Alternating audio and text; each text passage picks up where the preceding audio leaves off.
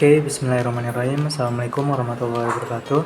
Saya Muhammad Hasbi Nabil, mahasiswa Universitas Negeri Padang dari Fakultas Ekonomi dan Bisnis dengan prodi Manajemen NK dengan NIM 24059076. Pada kesempatan kali ini saya akan melakukan kegiatan observasi terutama pada pasar monopolistik.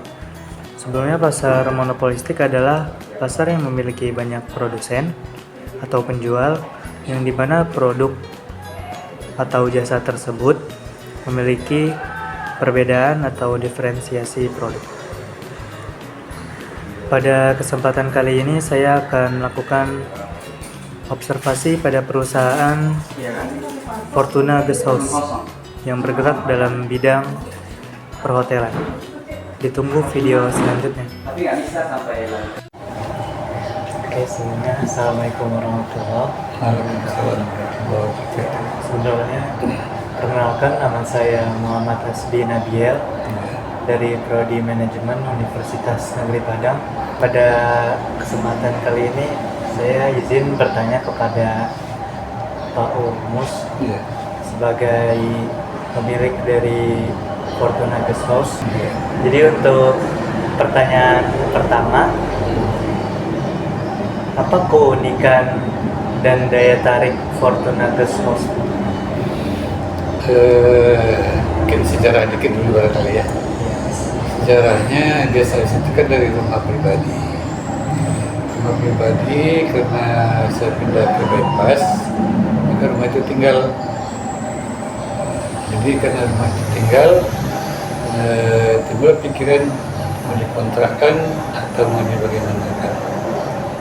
Kalau dalam pertimbangannya kalau dikontrakkan kemungkinan rumah itu akan ada banyak kerusakan biasanya.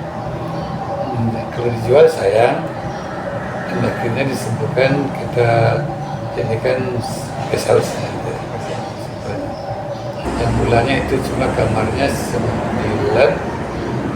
Kemudian ditambah satu lagi pustaka dirubah, dipindahkan ke kamar, akhirnya jadi 10 kamar. Dan akhirnya belakang ini tambah lagi 4 kamar, di mana garasi dimanipulasi, dan ada tambah lagi sehingga jadi 15 kamar total sekarang. Kembali ke pertanyaan tadi, Apa daya tarik? Ya. Daya tariknya yang pertama itu karena kita rumah tinggal, itu ada kolam renang. Kemudian kamarnya besar-besar. Kemudian ruangan tamunya luas. Kemudian ada dapur tersendiri. Jadi seperti kita bikin motonya itu, saya rasa tinggal di rumah sendiri. Itu lagi ke bulannya gitu. Untuk pertanyaan kedua yaitu bagaimana persentase penjualan atau persentase tamu dalam beberapa waktu lalu? Jumlah tamu ini fluktuasi ya, turun naik gitu ya. Waktu ini kan mulai aktifnya habis COVID. Dalam bulan itu ya itu susah ya.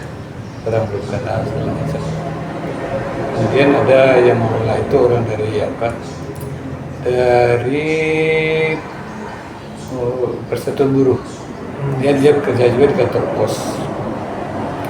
Nah, dia lah mula-mula yang mempromosikan dengan karyawan kantor pos. Nah, itu setelah ada tamu sedikit.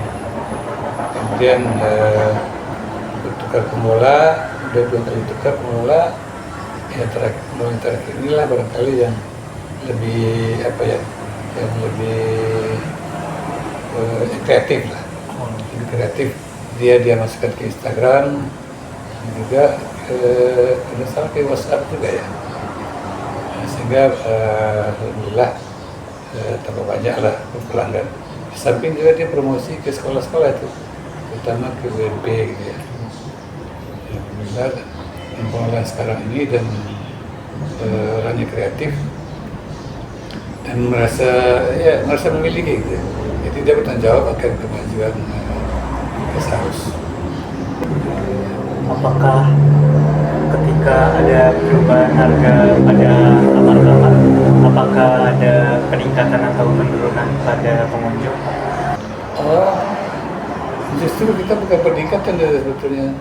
Dulu waktu yang pertama kali itu pengelolaan pertama itu menganggap ini mirip dengan hotel gitu ya. Jadi malah waktu itu lebih tinggi tuh. Terus sekarang malah turun daripada yang tahap awal. Kalau nggak salah itu udah sekitar separuhnya turunnya itu. Jadi taruh pertama itu terlalu tinggi rasanya gitu. Jadi akhirnya kita sesuaikan dengan kondisi yang lain-lain juga. Jadi kita sesuaikan. Jadi rasanya belum peningkatan ya. Peningkatan harga. Mungkin peningkatannya itu waktu peak season. Peak season memang ya dinaikkan sedikit. Tapi itu pun kalau pelanggannya nawar-nawar ya kayaknya balik juga gitu. Jadi fleksibel lah. Untuk tingkat persaingan, bisa Bapak sebutkan siapa saja pesaing bagi Fortuna Guest House, Pak? Tingkat persaingan yang jelas yang dekat itu Hotel Eden. Kemudian homestay yang di Air Tawar, Najla ya, di Air Tawar. Itu yang dekat-dekat itu yang namanya. Kalau dengan hotel-hotel besar ya, saya barangkali dengan yang sejenis gitu ya.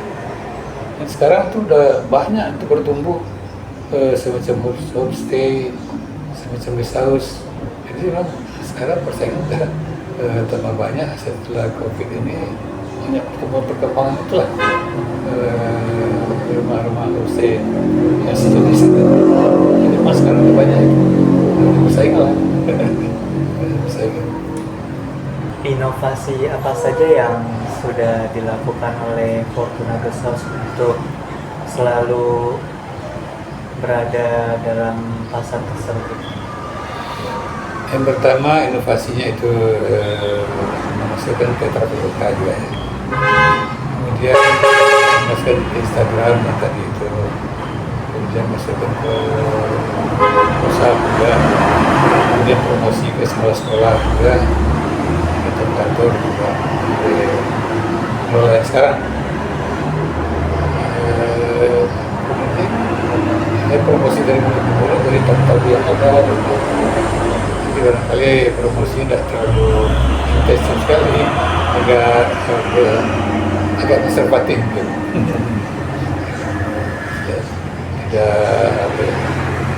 tidak bersemangat sekali, ya secukupnya aja. Untuk strategi pemasaran dalam mempromosikan produk tadi seperti itu ya? Seperti yang tadi. Terima kasih untuk bonus. Ya. Terima kasih sudah memberikan sama-sama. Semoga bermanfaat. Kesimpulan yang dapat kita lihat adalah yang pertama, keunikan dan daya tarik dari Fortuna Guest House yang berawal dari rumah pribadi menjadi guest house yang memiliki daya tarik seperti kolam berenang, dapur bersama, ruang tamu yang besar, dan kamar-kamar yang cukup luas. Dan untuk yang kedua, persentase tamu dari Fortuna Guest House mengalami penurunan dan kenaikan setelah masa-masa COVID yang mengalami kesusahan. Dan yang ketiga adalah tingkat elastisitas permintaannya, yaitu elastis, karena ketika ada perubahan harga dari Fortuna Guest House, maka para tamu atau pengunjung akan memilih opsi lain, yaitu terutama Hotel Eden yang terletak tidak jauh dari Fortuna Guest House, yang dimana merupakan pesaing dari Fortuna Guest House. Yang kelima, yaitu inovasi yang dilakukan oleh Fortuna Guest House, yaitu penambahan kamar dengan cara memanipulasi pustaka dan bagasi untuk kamar tambahan. Dan yang terakhir yaitu strategi pemasaran dari Fortuna Besos, yaitu melewati media sosial seperti Instagram dan WhatsApp maupun promosi secara langsung. Mungkin sekian dari saya. Wassalamualaikum warahmatullahi wabarakatuh.